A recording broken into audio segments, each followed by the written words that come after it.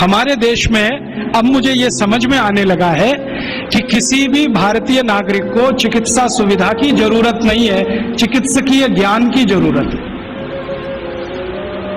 Health facilities नहीं चाहिए, knowledge चाहिए।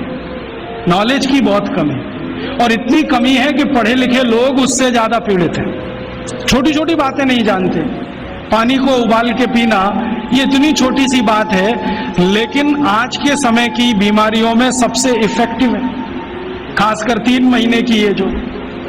तो आप उनको बता दो भैया पानी उबाल के पियो, उबाल के पानी पीने से क्या होता है वो समझा दो उनको, 10 मिनट में समझ में आ जाए।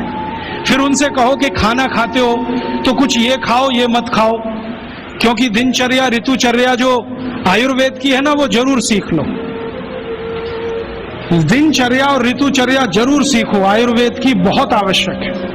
और आपको मैं एक किताब का नाम बोल के जाता हूं, इसको पढ़ो। भगवत गीता जैसे पढ़ी जाती है, रामचरितमानस जैसे पढ़ी जाती है, उस किताब का नाम है अष्टांग हृदय।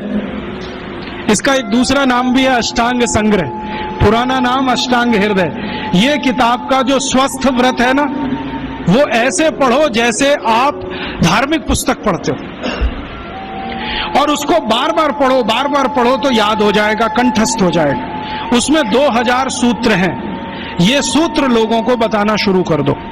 छोटे छोटे सूत्र हैं, जैसे खाना खाने के बाद पानी मत पियो, स्वस्थ रहना है जिंदगी भर तो खाने के 1 घंटे के बाद पानी पियो। क्यों नहीं पिए वो आप सब जानते हो, सरल भाषा में उनको समझा दो। फिर उनको बोलो पानी पियो तो घूंट भर भर के पियो, सिप करके पियो, ताकि ज्यादा लार शरीर में जाए, वात पित्त कफ तीनों संतुलित रहे। ठंडा पानी कभी मत पियो। मैंने दुनिया में ठंडे पानी पीने वालों को बहुत देखा है। यूरोप और अमेरिका के लोग चिल्ड वाटर पीते हैं, बर्फ का पानी फ्रिज में रख के पीते हैं। परिणाम जानते हैं क्या होता है? सवेरे जब टॉयलेट रूम में जाते हैं तो 1-1 घंटे बाहर ही नहीं आते। उनको पूछो भाई तुम क्या कर रहे थे 1 घंटे वहां? तो कहते हैं न्यूज़पेपर पढ़ रहे थे, मैगजीन पढ़ रहे थे। क्यों पढ़ रहे थे? स्टूल पास नहीं होता। क्यों नहीं होता? कॉन्स्टिपेशन है, जोर लगाना पड़ता है फिर भी नहीं होता। गाना भी गाते हैं मेरे सपनों की रानी कभी आएगी, फिर भी नहीं आती। और अंतिम दुष्परिणाम पता है क्या होता है? उनको पेट साफ तो होता नहीं, तो सांस में से भयंकर बदबू आती है। किसी अमेरिकन यूरोपियन के नजदीक बैठ जाओ, अगर वो लिस्ट्रीन स्प्रे करके नहीं आया तो 1 मिनट नहीं बैठ सकते। हर समय उनको माउथ फ्रेशनर स्प्रे करना पड़ता है, क्योंकि अंतड़ियां साफ नहीं है, कब्जियत है, मल भरा हुआ है, उसमें कचरा जमा है। फिर उनके पसीने में से भी बदबू आती है। क्यों? कब्जियत बहुत है।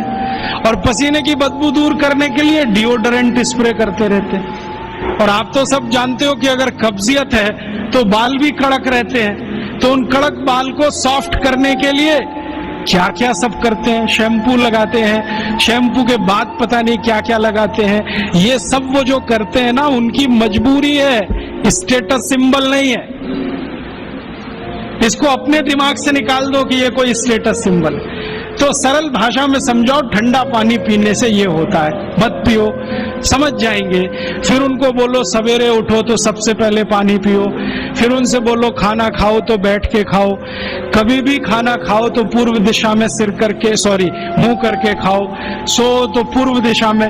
ये अष्टांग हृदय में इतने अद्भुत छोटे छोटी बातें हैं तो संस्कृत में है, लेकिन अब तो उसका हिंदी भी आने लगा है। तो हिंदी ले लो, हिंदी वर्जन ले लो, इसको पढ़ो, बार बार पढ़ो, और ये जाके गांव में सबको बताओ। फिर उनको कहो देखो ये तो है स्वस्थ रहने के लिए, अब तुम बीमार पड़ो तो बताओ तुम्हारी बीमारी क्या है। ये बीमारी है तो ये दवा है, ये बीमारी है तो ये दवा है। और मेरा आपसे एक निवेदन जरूर है कि अगर आप होम्योपैथी से भी इलाज करो तो उसकी मूल दवा जरूर बता दो। उनको ये ग्रीक और रोमन नाम में मत फंसाओ। आप कहोगे जी मैं तो ऑसिमम दे रहा हूं, ये उनको कहो ये तो तुलसी का रस है भैया, तुम्हारे घर में फूलों से बनी हुई है, आसानी से मिलती है, जयपुर में मिलती है, दिल्ली में मिलती है। भंडारी वालों को अक्सर ऑर्डर दे के रखो, हमको इतनी भेजो। उनको जो पता चल गया कि आप प्रचार के लिए कर रहे हो तो मुफ्त में भी दे देंगे आपको। इस तरह से आप गांव-गांव जाओ, छोटे छोटे शिविर लगाओ, गांव वालों को इकट्ठा करो।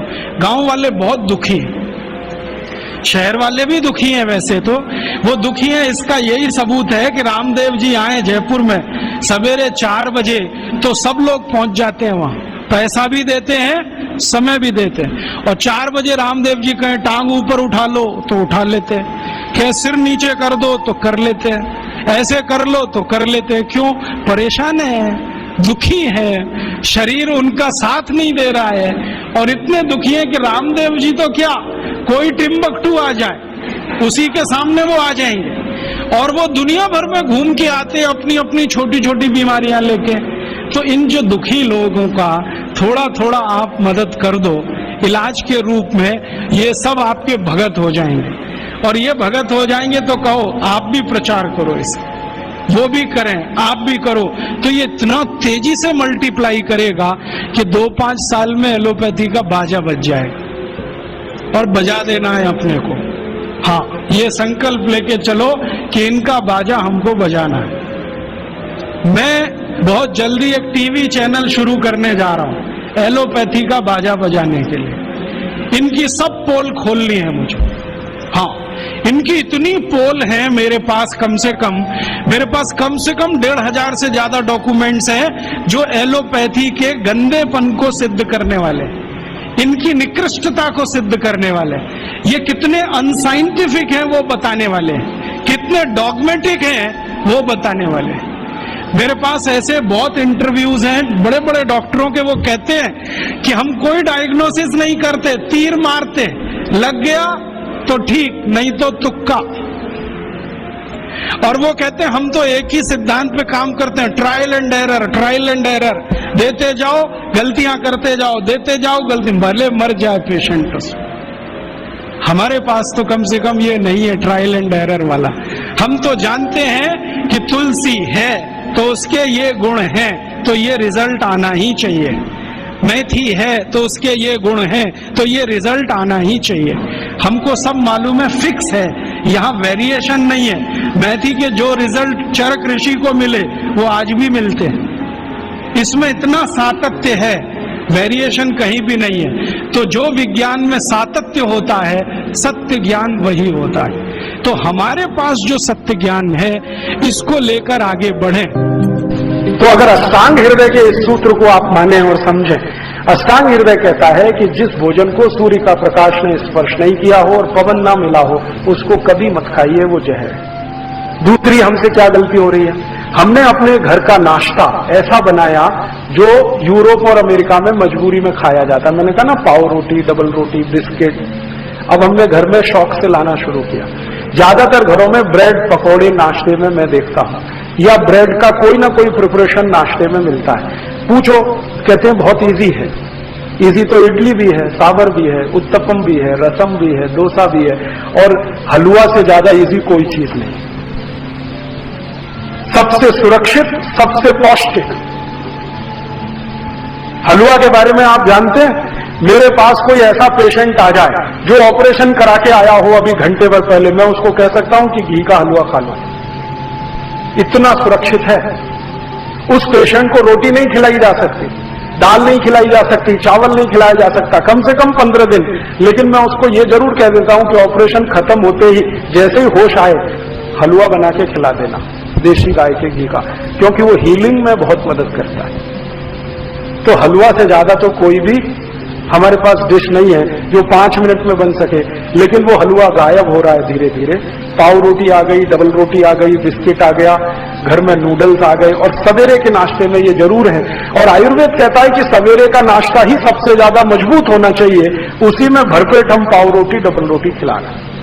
कभी कभी बच्चों का बहाना बना देते हैं कि खाते नहीं वो, आपने खिलाने की आदत नहीं डाली तो वो खाएंगे क्यों? यहां से ही हमारी जिंदगी की गड़बड़ी शुरू हुई। और ये सड़े मैदे की पाव रोटी, डबल रोटी आप जितनी खाएंगे कब्जियत उतनी ही बढ़ेगी। कब्जियत बढ़ेगी तो शरीर की बीमारियां बढ़ने वाली हैं। 103 बीमारियां होती हैं, ये ध्यान रखिए।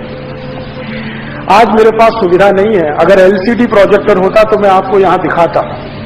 एलसीडी है, एलसीडी प्रोजेक्टर हो तो मैं आपको दिखाता, कि जब आप ये खाते हैं ना, मैंने इस पे बहुत सुंदर स्लाइड्स बनाई हुई कि जैसे ही पाव रोटी खाते हैं तो अंदर क्या होता है पेट में जाने, डबल रोटी खाने के बाद क्या होता है, बिस्किट खाने के बाद क्या होता है, चाउमीन और नूडल्स खाने के बाद पेट में क्या होता है, कैसे कैसे वो कहां कहां चिपकता है, कितने एरिया को वो कवर करता है, और फिर कैसे आपको कॉन्स्टिपेशन बनाता है। और उसका बनाने का जो तरीका कोई देख ले तो उसको घृणा हो जाए, इतने खराब तरीके से बनता है।